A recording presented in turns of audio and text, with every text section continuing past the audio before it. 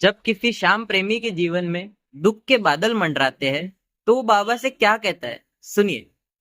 आस लगा कर बैठो, हाँ मैं श्याम धनीब आवेगो बाबा, श्याम धनीब आवेगो। कुछ ना कुछ तो मेहर करेगो, कुछ ना कुछ फरमावेगो बाबा, कुछ ना कुछ फरमावेगो। रख देवेगो हाथ ये सिर पे, चरना से लिपटावेगो।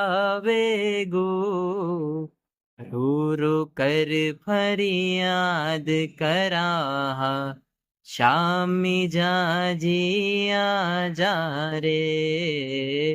रो रो कर फरियाद कराहा, शामी जा जिया जा रे।